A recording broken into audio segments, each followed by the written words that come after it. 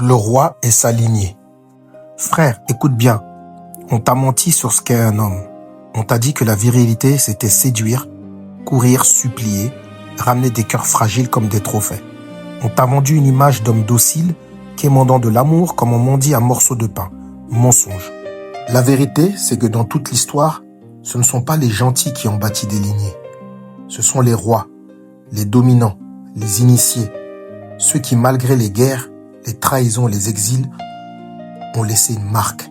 Des fils, des filles, une empreinte que personne ne peut effacer. Aujourd'hui, le vice des hommes, c'est de croire que séduire, c'est égal à régner. Tu swipes, tu dragues, tu multiplies les messages. Tu crois que chaque sourire, chaque like, chaque réponse, c'est une victoire. Mais frère, ouvre les yeux. Ce n'est pas toi qui gagne, c'est elle. C'est son ego qui se nourrit. C'est ton énergie qui s'éteint. Chaque fois que tu cours, que tu supplies, que tu multiplies les conquêtes superficielles, tu crois prouver ta valeur, mais en vérité, tu dissipes ton feu. Les hommes modernes vivent pour la validation. Ils cherchent des conquêtes numériques, des pseudo-preuves de virilité, et à la fin, ils n'ont rien.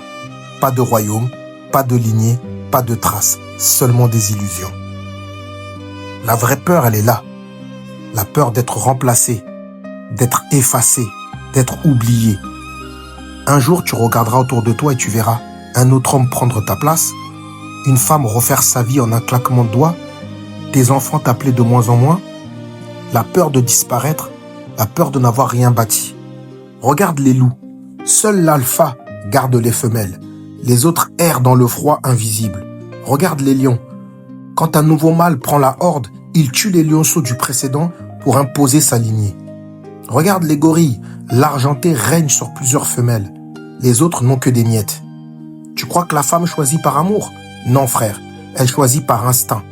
Elle choisit celui qui incarne la force, la stabilité, l'avenir. Et si tu n'es pas ce roi, tu n'es rien.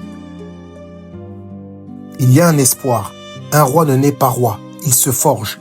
Il y a une méthode, une discipline, une doctrine qui transforme le chaos en puissance. Les hommes qui rentrent dans la loge noire l'apprennent. Comment canaliser leur feu? Comment régner sans supplier?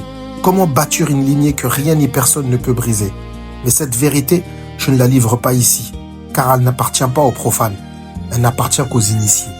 Si tu veux comprendre comment transformer ta solitude en magnétisme, comment faire plier les femmes par ton aura et non par tes supplications, alors entre dans la loge.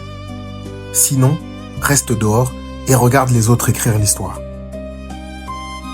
Laisse-moi te dire une anecdote. Beaucoup d'hommes croient que les séparations les effacent.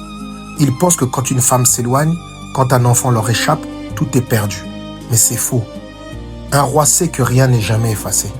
Les unions passées, les enfants nés, les empreintes déposées, tout cela demeure.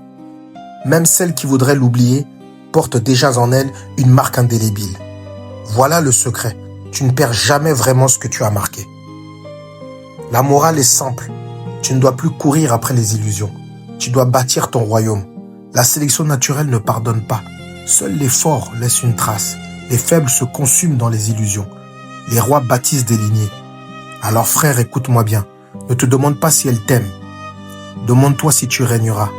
Ne pleure pas les femmes qui t'ont quitté. Regarde les preuves vivantes que tu as déjà marquées. Le roi n'est pas celui qui multiplie les conquêtes. Le roi est celui dont le feu reste gravé dans les générations. Ici le berger clairvoyant. Debout frère, on avance.